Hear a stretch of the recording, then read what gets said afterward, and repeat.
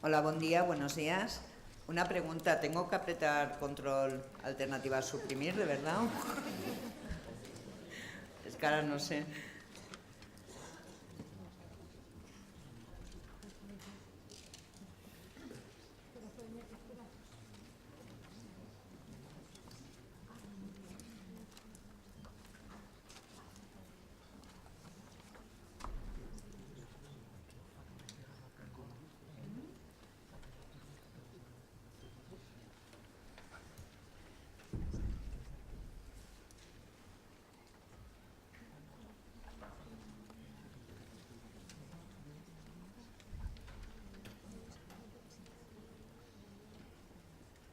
Ahora me parece que tenía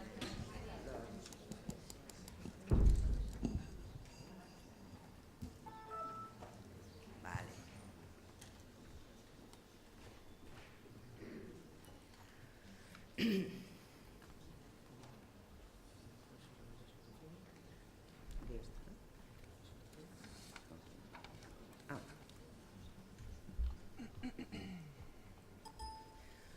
Hola, buenos días. Bueno, bien, yo en principio hablaré sobre el tema de los procedimientos para la prevención y abordaje en las situaciones de embarazo y lactancia natural. En principio, el objetivo de esta presentación, a ver aquí, el objetivo de la presentación es presentar lo que es mi experiencia, mi conocimiento en cuanto a la necesidad de contar con procedimientos que aborden este tema en las empresas y, por otro lado, también apuntar algún debate para la reflexión. En principio me voy a basar en dos NTPs, que elaboré hace aproximadamente 3 años en el instituto. Una es sobre el embarazo y la lactancia natural, el procedimiento, y otra por un tema que está súper ligado, que es cómo gestionar todo el tema de las contingencias en la prestación por riesgo durante el embarazo y la lactancia. Bueno, deciros, esta chica con esta mochila soy yo, un poquito más delgada, con el pelo liso y un poquito más joven, pero mi experiencia, tengo una experiencia larga en salud laboral, ¿no? En trabajar condiciones de trabajo y salud. Me he ido moviendo entre el Instituto Nacional de Seguridad e Higiene en el Trabajo, porque formo parte de la plantilla del instituto, trabajo con Dolores Solén, el Departamento de Medicina del Trabajo, del Centro Nacional de Condiciones de Trabajo, pero también he pasado temporadas muy largas y ahora actualmente estoy en comisiones obreras, ¿no? O sea que mi experiencia es una experiencia técnica, es una experiencia de participación social y todo se va cargando en la misma mochila. O sea que de alguna manera me siento cómoda como técnica y evidentemente también me siento cómoda en mi participación social para mejorar condiciones de trabajo y salud. Bien, como decía, bueno, primero una pequeña reflexión, que es un procedimiento. Un procedimiento, en definitiva, es establecer un proceso de trabajo que como mínimo tiene que incluir 4 cosas. ¿Qué vamos a hacer? ¿Cómo lo vamos a hacer? ¿Quién va a hacer las cosas que hemos determinado? Y sobre todo, ¿cómo las vamos a evaluar?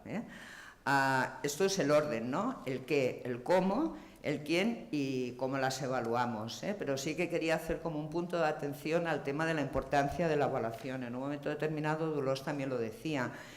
¿Por qué? Porque yo creo que tenemos una cultura y una práctica que evaluamos poco a las actividades que hemos planificado, que hemos decidido hacer. Y la única manera de aprender es de alguna manera evaluar cada X tiempo qué hemos hecho, cómo lo hemos hecho y ver lo que hemos acertado para potenciarlo y aquello que no nos ha funcionado para corregirlo.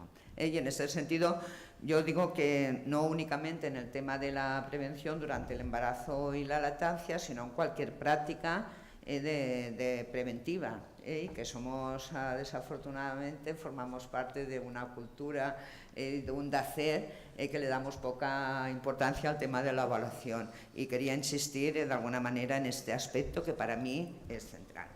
Algunas reflexiones previas antes de empezar con el tema de contenido de los protocolos a procedimientos. Yo entiendo que la ley no obliga a tener un procedimiento, ¿no? Pero que de alguna manera la lógica Y la práctica de la prevención nos señala que la única manera de ordenar este tema en las empresas, tanto a nivel de prevención como de actuación, cada vez que una mujer comunica su situación de embarazo y de lactancia, si no tenemos un procedimiento, cada vez que hay una comunicación tenemos que volver a empezar a construir la casa, y esto no tiene sentido. O sea que de alguna manera la norma se hace para establecer como reglas de juego sociales, ¿no? Pero la norma no es todo en la prevención. O sea que la lógica y la práctica de la prevención nos señala que realmente tener un procedimiento es la forma habitual o la forma más aconsejable de cómo abordar esta cuestión, esta prevención en el marco de las empresas. Como decía, es la forma más eficaz de mejorar las condiciones de trabajo y abordar las situaciones concretas. Voy a hacer un pequeño paréntesis en el tema de que la norma no lo aborda todo. Antes Amelia señalaba que en nuestra legislación realmente todo el tema de la protección del embarazo y lactancia, atención, yo nunca diré maternidad, porque la maternidad no se acaba con la lactancia, ni mucho menos. Actualmente en nuestra sociedad la maternidad se acaba muchas veces, bueno, no se acaba nunca cuando tenemos hijos así. O sea que yo diré siempre embarazo y lactancia porque me encuentro más cómoda, aunque la norma utiliza el término maternidad. Y la norma no lo soluciona todo. Por ejemplo, la característica de la normativa de prevención del embarazo y la lactancia tiene una característica muy especial. Es una transposición de la directiva europea, se traspasó muy parcialmente esta directiva con la Ley de Prevención de Riesgos Laborales, y después ha ido sufriendo toda una serie de modificaciones hasta que en estos momentos ya la tenemos traspasada totalmente. Estas modificaciones han venido del ámbito de la prevención, como es el Real Decreto del 2009 de la lista no exhaustiva de riesgos, y también ha venido del ámbito de la igualdad, con lo cual es como un poco como una esquizofrenia, y ahí hay una cierta esquizofrenia. Fijaros que en el 2009 estamos hablando de la transposición de la directiva del 85, si no recuerdo mal, de los anexos de la directiva del 85, y la transpusimos literalmente, como si del 85 al 2009 no hubiese llovido absolutamente nada, ¿no? En aquel entonces yo participaba como agente social en las discusiones de estas normativas y no fue posible modificar absolutamente nada. Por ejemplo, una evidencia científica que conocíamos, que estaba súper certificada, o consolidada, como era el tema de los disruptores endocrinos, o por ejemplo este Real Decreto no incorpora el tema de riesgo psicosocial como riesgo para el embarazo y la lactancia, ¿no? O sea, todo ese efecto. Y de alguna manera en esta norma hay una adicional que dice dentro de 3 años se revisará, ¿no? Ha pasado no sé cuánto, porque no me da tiempo de pensar cuántos años, pero del 2009 ahora, y no se ha revisado, ¿no?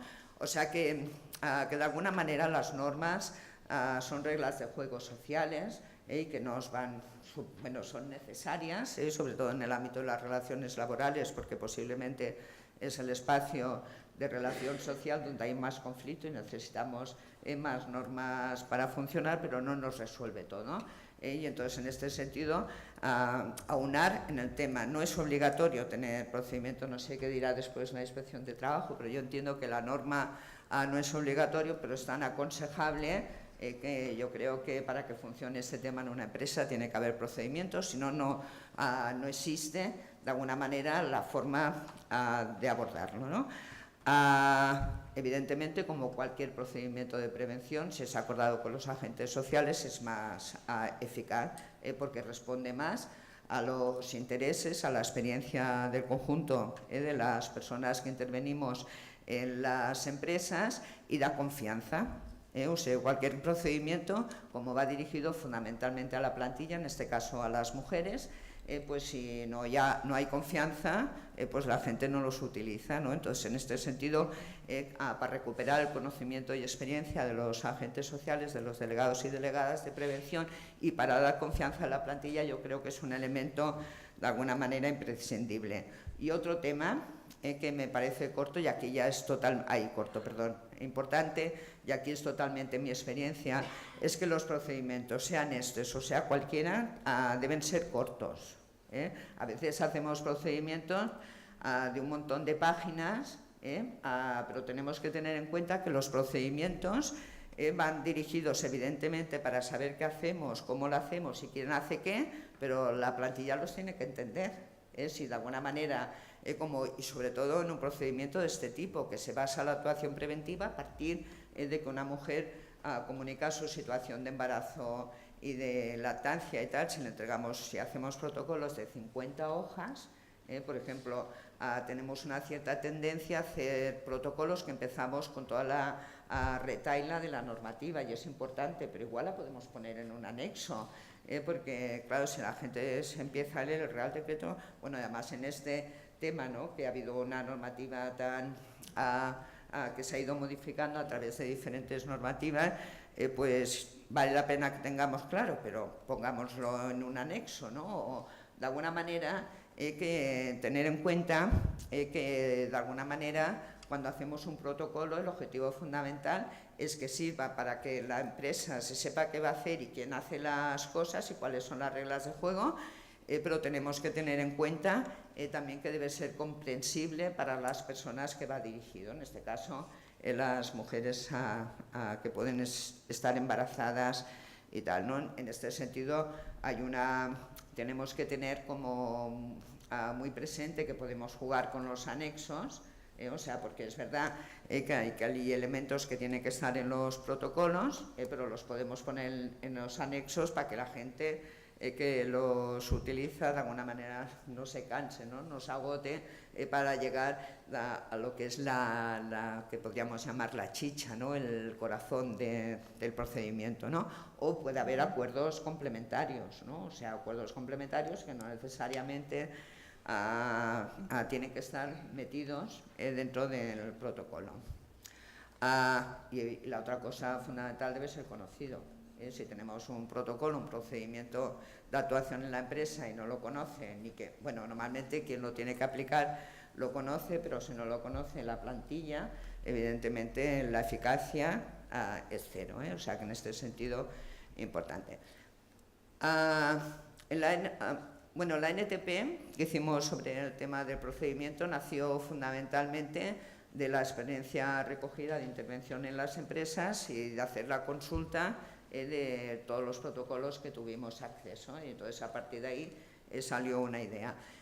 Como todo protocolo, como todo procedimiento de actuación, evidentemente no es el ABC, es como lo que decía Dolors del tema de las directivas, ¿no? O sea, cualquier instrumentos que tengamos para favorecer la prevención y tal, tenemos que hacer un esfuerzo de adaptarlo a lo que es la práctica y la cultura de la empresa, O sea, que en este sentido simplemente es una serie de orientaciones para facilitar la elaboración de los protocolos, pero que necesita pararse y pensar en mi empresa, con las características que tengo, con las prácticas de relaciones laborales que tengo, con el servicio de prevención que tengo, con lo que tengo, cuál es el mejor protocolo posible. En este sentido, pero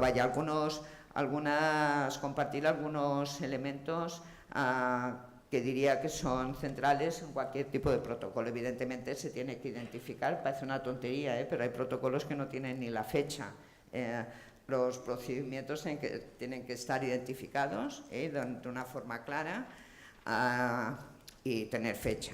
En esto no a uno. Tienen que señalar cuál es el ámbito de aprobación, si se ha hecho en el Comité de Seguridad y Salud, evidentemente si existe un Comité de Seguridad y Salud o representación legal de las personas trabajadoras, de delegados o delegadas de prevención, es el ámbito adecuado a hacerlo, o sea, con un consenso entre la parte empresarial, entre los delegados y delegadas y evidentemente con un asesoramiento que es imprescindible por parte del servicio de prevención, ¿no? Es bueno que tenga una justificación, que no hace falta que sea muy extensa, ¿no?, pero que se señale de alguna manera el que ha justificado la realización de este protocolo, Y el paso siguiente es el tema de los objetivos, y ahí sí que quería hacer alguna pequeña reflexión. Los objetivos de un protocolo, de este o de cualquier otro, yo creo que tienen que ser específicos.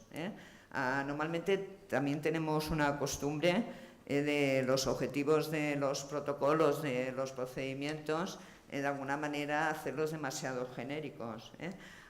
Y esto tiene una importancia vital. Tiene la importancia vital de justamente lo que decía al principio de mi intervención, de evaluarlo. Si no tenemos unos objetivos bien determinados cuando hacemos un procedimiento, después difícilmente lo podremos evaluar. O sea que los objetivos tienen que ser específicos, tienen que ser medibles y sobre todo tienen que ser realizables. O sea, cuando estamos hablando de la necesidad de aterrizar en las prácticas y en la realidad de la empresa, pues de alguna manera tenemos que conocer, de alguna manera tener objetivos que los podamos de alguna manera alcanzar. Algunos ejemplos, en la NTP podéis leer algunos ejemplos. Simplemente es, por ejemplo, conseguir que el 100% de las mujeres embarazadas y lactantes comuniquen su situación con el fin de poner la marcha de medidas de procedimiento. No siempre, o sea, bueno, me imagino que tenéis claro, y no sé si Sergio, ¿no? Si Sergio después ahondará y tal, pero la comunicación de la situación de embarazo y lactancia es voluntaria, o sea que de alguna manera a las mujeres lo comunican en el momento que creen oportuno y creen necesario comunicarlo. Contra más confianza exista en la empresa, contra más seguridad, contra menos miedo, de alguna manera, a una posible consecuencia de la comunicación de esta situación de embarazo, y sobre todo si las mujeres tienen claro que esta comunicación va a servir para prevención, pues lo comunicarán antes. Pero vaya, lo digo después de este pequeño paréntesis, señalar la importancia de que de alguna manera los objetivos tienen que ser claros. Por ejemplo, un objetivo, desde mi punto de vista, que es muy importante, es marcarnos los tiempos de actuación. O sea, cuántos días el servicio de prevención y la actuación de la empresa, porque al final quien actúa es la empresa, tardaremos en resolver ante la comunicación. Por ejemplo, aquí hemos puesto 5 días hábiles, pero sea el que sea, pero nos tenemos que poner un término de respuesta ante la comunicación de esta comunicación. Perdón. Muy bien, después de los objetivos, el ámbito de aplicación y alcance, que esto normalmente es fácil, tiene una cierta complejidad en el caso del tema de las subcontratas. Cómo vamos a gestionar el tema de las subcontratas no entraré, porque justamente es un tema tan complejo que si no, no me daría tiempo, ¿no? Un tema imprescindible en un procedimiento de este tipo, como me parece que lo han señalado tanto Amelia como Dolors, desde el año 1996 es obligatorio que todas las empresas tengan una 96, o sea, ayer no, hace unos cuantos años, o sea, hace exactamente 21, ¿no? Si no me estoy equivocando, 21 años, que por la Ley de Prevención de Riesgos Laborales todas las empresas deberían tener una relación de puestos de trabajo exentos de riesgo. Como decía Dolores, para la prevención posiblemente nos vaya mejor tener con riesgo, pero vaya, es igual, es la otra cara de la moneda. ¿Actualmente las empresas disponen de esta relación? No. Para hacer un procedimiento, si no tenemos hecho esto, y Dolores también señalaba otro aspecto, de decir, bueno, tenemos que tener mínimamente ligada a la prevención, ¿no? Porque si no, ¿cómo vamos a hacer un procedimiento para proteger, para prevenir situaciones muy concretitas y tal? Pero si no tenemos esta lista exhaustiva, olvidaros, es imposible hacer un procedimiento, porque aquí el corazón del procedimiento, sobre todo también, sobre todo aquellas mujeres que sepan, más allá de que después cuando comuniquen se haga una reevaluación del puesto de trabajo, cuando comuniquen su situación de embarazo y lactancia, es más fácil que lo comuniquen si saben que están en una situación de riesgo que si no lo están. O sea, esto es el ABC. O sea, si no tenemos la relación de puestos de trabajo exenta de riesgo o con riesgo, como queráis, hacer un procedimiento de alguna manera no tiene sentido. Es el ABC, es lo primero que tenemos que hacer. Es una obligación legal, como decía.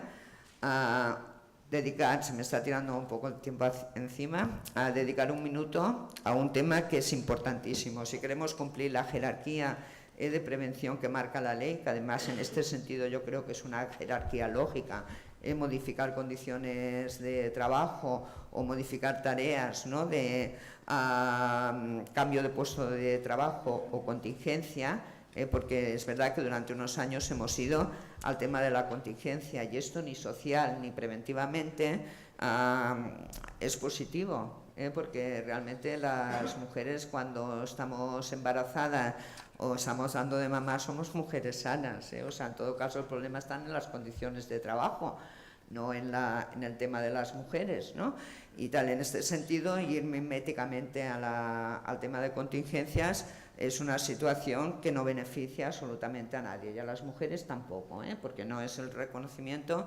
Tenemos que partir de la base que si las condiciones de trabajo fuesen favorables y estuviesen dentro de una situación favorable, al número de contingencias bajarían, simplemente para compartir un caso que sentí en unas jornadas de Cantabria, ¿no?, que explicaban que en una cuarta contingencia por riesgo en embarazo de unas cajeras, al final actuó la inspección de trabajo y fue a ver qué pasaba, ¿no?, y tal, porque claro, era un puesto de trabajo tan pequeño que no podían poner ni un taburete, o sea, ya ni discusiones de esto, es simplemente que las mujeres no pueden, y evidentemente la inspección de trabajo yo creo que como buen criterio hizo modificar las condiciones de trabajo de aquellas cajas, hizo reformar las cajas, porque claro, son situaciones durante una jornada laboral no poder apoyar ni las piernas ni el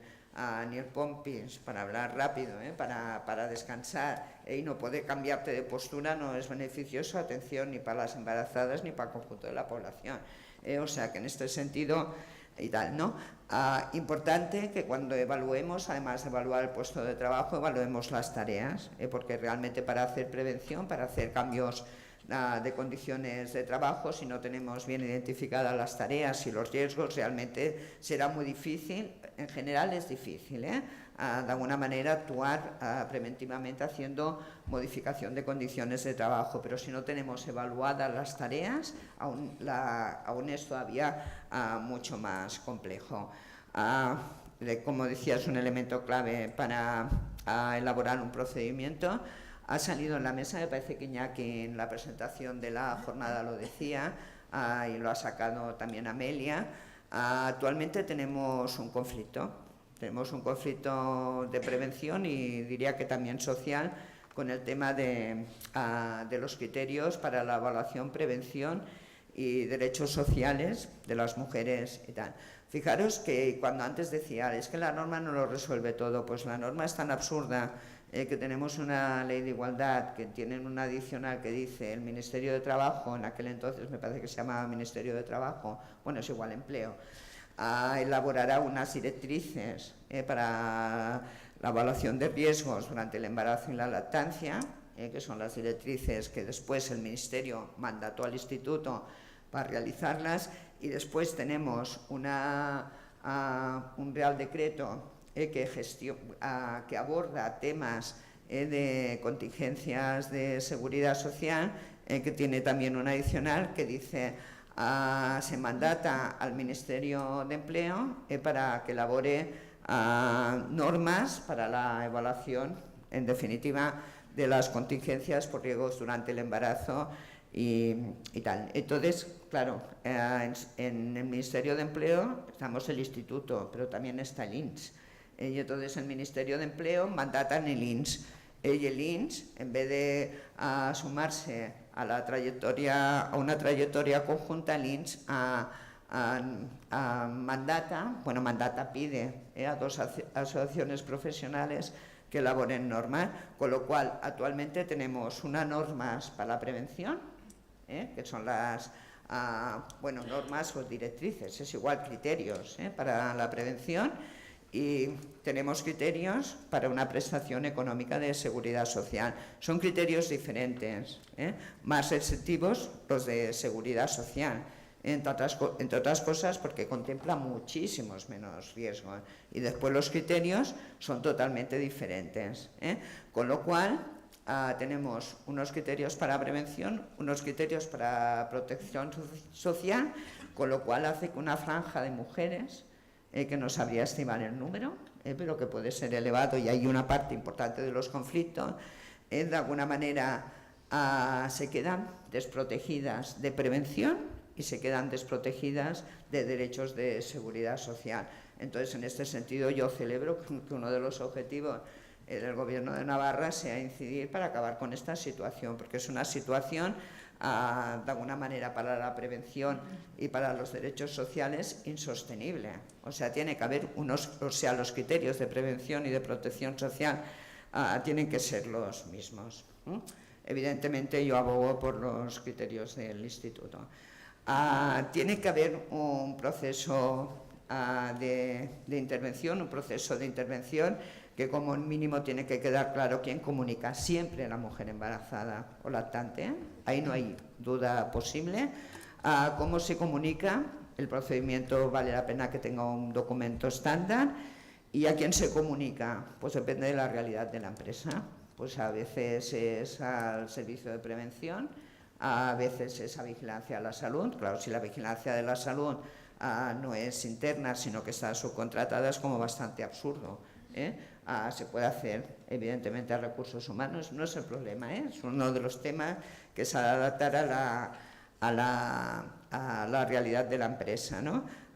Señalaba Amelia, y yo creo que Dolores también, la necesidad de reevaluar ante la comunicación de riesgos, la comunicación de embarazo y lactancia, reevaluar el puesto de trabajo para determinar si existe un riesgo en aquel momento para la salud de la mujer embarazada, lactante o la descendencia, y evidentemente se han de tomar decisiones. No me da tiempo de meterme en el tema de contingencias por riesgo durante el embarazo. Solamente deciros que en el 2013 en el Instituto se hizo una revisión de algunas sentencias que eran desfavorables a peticiones de situaciones de riesgo durante el embarazo y la lactancia, y había una tendencia muy marcada de que estos juicios se perdían porque realmente en las evaluaciones de riesgos no estaba suficientemente acreditado, no estaba suficientemente explicado cuáles eran la situación de riesgo que se estaba evaluando, ¿no? En este sentido, los informes que se realicen desde el Servicio de Prevención realmente o los trabajamos con criterios técnicos, visitando los puestos de trabajo, como decía Dolores, también haciendo que Vigilancia de la Salud pueda determinar si hay situaciones de especial sensibilidad, y haciendo unas recomendaciones, certificando realmente el por qué existe este riesgo, ¿no? Teniendo en cuenta la suma o la sinergia a veces, ¿no? de riesgo, o sea, o mejoramos la calidad de los informes técnicos que hacemos en relación a una comunicación de una situación de embarazo o lactancia, o si no, realmente este tema es difícil para la prevención y abocamos a que las mujeres, de alguna manera, si necesitan una contingencia, no la reciban. Como decía, bueno, además del proceso de intervención, evidentemente es bueno hacer un fluxograma, porque cuando hacemos el fluxograma, y además en un taller que hicimos en Barcelona, lo vemos, ¿no? Intentas dibujar lo que has decidido del proceso y chaca. Cuando lo dibujas dices, aquí he metido la pata. O sea que el fluxograma no es importante para las trabajadoras, porque normalmente en los fluxogramas nada más los entiende quien los ha hecho. Pero, o sea, de alguna manera Es una práctica que yo os la recomiendo hacer siempre, porque intentáis dibujar lo que habéis decidido y dices, jolín, ¿y esta flecha para dónde va? Si no tienes claro para dónde va la fecha, quiere decir que no la sé, que hay algo que no te liga, y tal. Es una de las cosas que tiene que ir a anexos, realmente. Y voy a ir acabando porque me llevo 3 minutos más. Evidentemente, como decía antes, importantísimo el tema del seguimiento y la evaluación, una evaluación que de alguna manera yo que recomendaría, ¿no?, que se tienen que evaluar tanto los objetivos, que los podremos evaluar si han sido concretos, específicos y cuantificables, como los procesos de intervención, ¿no?